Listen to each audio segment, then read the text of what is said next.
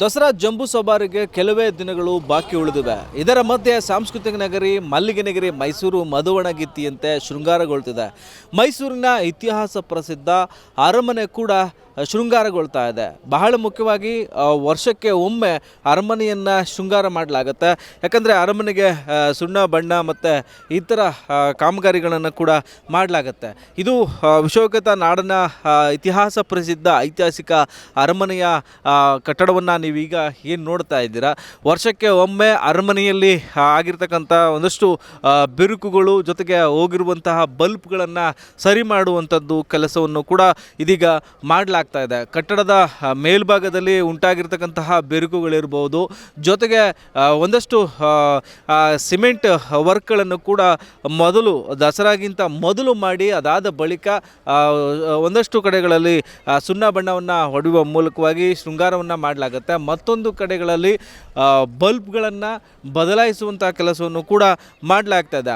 ಅರಮನೆಯ ಅಂದವನ್ನು ಹೆಚ್ಚಿಸುವಂತಹ ಸುಮಾರು 1 ಲಕ್ಷ ಬಲ್ಬ್ಗಳನ್ನು ಮೊದಲು ಏನು ಮಾಡಲಾಗಿತ್ತು, ಆ ಒಂದು ಬಲ್ಬ್ಗಳನ್ನು ಕೂಡ ಎಷ್ಟು ಬಲ್ಬ್ಗಳು ಹೋಗಿವೆ ಆ ಒಂದು ಬಲ್ಬ್ಗಳನ್ನು ಬದಲಾಯಿಸುವಂಥ ಕೆಲಸವನ್ನು ಕೂಡ ಈಗಾಗಲೇ ಮಾಡಲಾಗಿದೆ. ಇತಿಹಾಸ ಪ್ರಸಿದ್ಧ ಐತಿಹಾಸಿಕ ಅಂಬಾವಿಲಾಸ ಅರಮನೆಯನ್ನು ನೋಡೋದಕ್ಕೆ ದೇಶ ವಿದೇಶಗಳಿಂದ ಏನು ಪ್ರವಾಸಿಗರು ಬರ್ತಾರೆ, ಬರುವಂಥ ಪ್ರವಾಸಿಗರು ದಸರಾದಲ್ಲಿ ಜೊತೆಗೆ ಅರಮನೆಯ ದೀಪಾಲಂಕಾರಕ್ಕೆ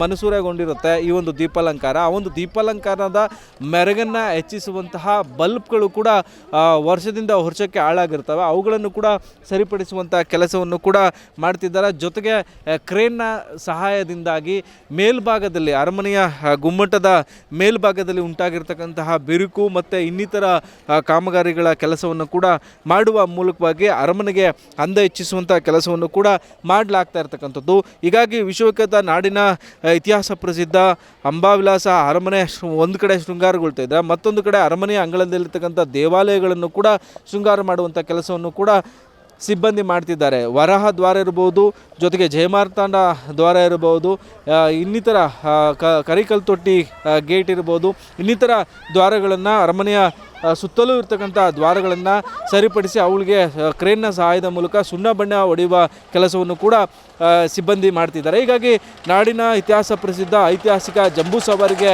ಕೆಲವೇ ದಿನ ಬಾಕಿಯಾಗಿರ್ತಕ್ಕಂಥ ಹಿನ್ನೆಲೆಯಲ್ಲಿ ಪ್ರವಾಸಿಗರು ಕೂಡ ಮೈಸೂರಿಗೆ ಹೆಚ್ಚು ಬರ್ತಿದ್ದಾರೆ. ಆನೆಯ ವಾಕಿಂಗನ್ನು, ಆನೆಯ ತಾಲೀಮನ್ನು ಕೂಡ ನೋಡಿಕೊಂಡು ಕಣ್ತುಂಬಿಕೊಳ್ಳುವಂಥ ಪ್ರವಾಸಿಗರು ಬಂದು ಇಲ್ಲಿ ನಾಡಿನ ಇತಿಹಾಸ ಪ್ರಸಿದ್ಧ ಐತಿಹಾಸಿಕ ಜಂಬೂ ಸವಾರಿಗೆ ಸಾಕ್ಷಿ ಆಗ್ತಾ ಇದ್ದಾರೆ. ಕ್ಯಾಮ್ರಾಮನ್ ಧನು ಜೊತೆ Suresh B, guarantee news, Mysuru. Guarantee news, ಸುದ್ದಿ ಖಚಿತ, ನ್ಯಾಯ ನಿಶ್ಚಿತ.